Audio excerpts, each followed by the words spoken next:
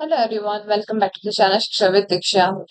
सो 12th day पे हम नई वीडियो के साथ फिर से हैं आ गए हैं और मैं बताना चाहती हूँ कि 15 टेक्स्ट एडवाइसेस की हमारी एक सीरीज चल रही है और इसमें हम टैक्स के रिलेटेड इनकम टैक्स से रिलेटेड जितनी भी क्वेरीज क्वेश्चन हो सकते हैं उन सबके हम उसके बारे में बात करते हैं और कोशिश करते हैं कि किस तरीके से हम वाइजली अपने इनकम और टैक्सेस एक्सपेंसेस को मैनेज कर सकते हैं। इसी के साथ जो हमारा आज का टॉपिक है द मिस्टेक्स कि कौन सी ऐसी मिस्टेक्स हैं जो कि लोग करते हैं while filing the idea.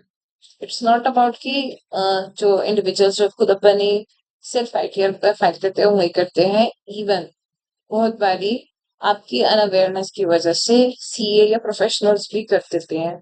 So you need to be wise and मैं बोलूँ प्रोएक्टिव देयर। ठीक है, सो स्टार्ट करते हैं। क्या मिस्टेक्स हैं जो कि की जाती है? सबसे पहली मिस्टेक, हम इम्पोर्टेंस देते ही नहीं है फॉर्म 26 के एस और एस, जो कि मैंने आपको पहले की वीडियोस में बहुत बता रखा है कि ये कितने हमारे लिए इम्पोर्टेंट है। बिकॉज इसी से ही हम पता कर पाते हैं कि एक्चुअल में गवर्नमेंट ने कितना ट्रैक कर रखा है हमारी इनकम को, कहाँ कहाँ पे उन्होंने हमारी टीडीएस डिडक्ट कर रखे हैं, कहाँ कहाँ पर हमारे इंटरेस्ट इनकम जो है वो कैलकुलेट हुई है। एवरीथिंग इन इनिशियल स्टेज मैं बोलूँ अंडर वन अम्ब्रेला हमें पता चल जाता है 26 एएस एंड टीएएस से, जो कि हमें गवर्नमेंट पोर्टल जो इनकम टैक्स का पोर्टल है वहीं से मिलती है। बट हम उसको ध्यान नहीं देते हैं, उसकी वजह से हम अपना नुकसान करवा पाते हैं। हम पता ही नहीं चलता कि टीडीएस कटा होता है, हम अगर चाहे तो हम उसको रिफंड भी करवा सकते हैं, बट हम ध्यान नहीं देते। सेकेंड प्रॉब्लम होती है कि हम बैंक का जो इंटरेस्ट इनकम होती है, हमारे पास कितने अकाउंट्स होते हैं उसकी इंटरेस्ट इनकम ही हमारे लिए टैक्सेबल होती है, but we ignore it due to multiple accounts. उसकी वजह से कभी अगर स्क्रूटनी होती है या नोटिस आता है तो वो पैनलाइज हो जाती है। मतलब खामा खामा इंटरेस्ट इतना बन भी नहीं रहा होता, बट और आपने अननोइंगली जो है ये मिस्टेक कर दी होती है जिसकी वजह से आपको तब पे पेनल्टी देनी पड़ती है। ठीक है, और साथ के साथ में अगर आपको ये पता हो कि अगर आप इनकम दिखा देते हैं यहाँ पर तो आपको इसकी डिडक्शन मिल जाती है टीडीटीए में, तो मतलब फालतू की गलती हो जाती है। Third mistake, not claiming all the deductions. तो मैंने सारे डिडक्शंस के लिए वीडियोस बना रखी है, आज वहां पे जाकर के देखना। मैंने एक एक चीज, combination of the deductions, what are the deductions, basic से लेके हर एक चीज मैंने अपनी लिस्ट में कवर कर रखी है। बट तब भी लोगों को आइडियाज नहीं होता कि क्या क्या डिडक्शंस उनके लिए हैं, वो उसको क्लेम नहीं कर पाते, तो दे आर एलिजिबल, स्टिल वो क्लेम नहीं कर पाते हैं। तो उसके लिए अंडरस्टैंडिंग होनी चाहिए। अगर अंडरस्टैंडिंग आपको अच्छे लेवल पे चाहिए तो वो आपको मेरी वीडियोस पे मिल जाएगा। प्लेलिस्ट की मैंने जो भी लिंक है वो मैंने आई बटन में डाल दी है, वहां पे जाके डायरेक्शंस लिखी है, आपको बस हो जाएगा। ठीक है। फोर्थ मिस्टेक क्या होती है, हम आइडिया फॉर्म ही गलत यूज कर लेते हैं। हमें पता ही होता है कि भैया आइडिया कौन सी हमें फाइल करनी है, वो भी मैंने एक्सप्लेन कर रखा है कि कौन सा आईटीआर आपके लिए है।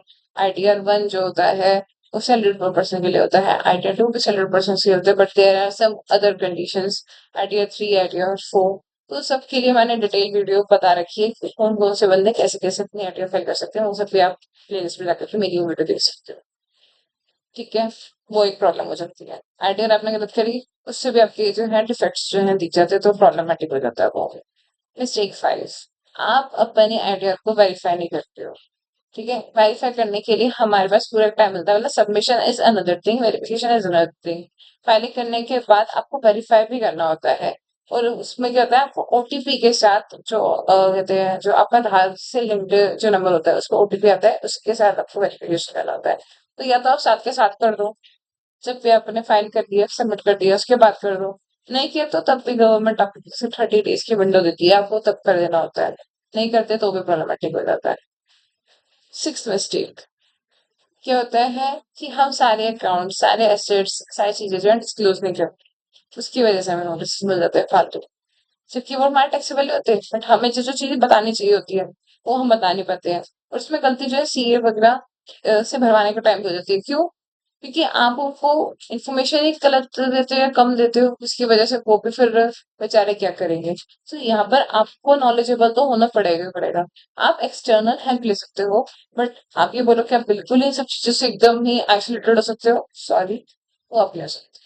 ठीक है, होना भी नहीं चाहिए। मैं बोलूँ, होना भी नहीं चाहिए कि बहुत सी चीजें ऐसी होती है जिसमें आप अपनी समझदारी से अपने फाइनेंस मैनेज कर सकते हो। इतना प्रोफेशनल भी इतने सारे केसेस में फंसे होते हैं तो वो नहीं बता पाते हैं।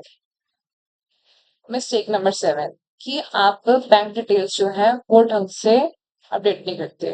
पुराना बैंक डिटेल रखा हुआ था, आपने तो अपना पोर्टल को भी खोल के देखा नहीं, आप बस यही बैक टू बैक उसको भरता जा रहा था, अकाउंट आपने बंद कर दिया। अब आप बैठे रहो कि आपका रिफंड आया नहीं आया, वो वाला केस। तो आपको ये सब चीजें इंश्योर करके चलनी पड़ेगी, कौन सी बैंक डिटेल्स जो है वो आपने वहां पर नॉमिनेट कर रखी है पोर्टल में, जिसमें ही आपका रिफंड आएगा। इसी के साथ मैंने सारे ही जितने भी कॉमनली एरर्स होते थे वो सब डिस्कस कर लिए हैं। स्टिल आपको कुछ और भी प्रॉब्लम्स रहेंगे तो आप उसके लिए मेरे से कमेंट सेक्शन में जुड़ सकते हैं, या ये गूगल फॉर्म जो है उस पर अपनी क्वेरीज रेज कर सकते हैं। I will be providing you the solutions what best I could have.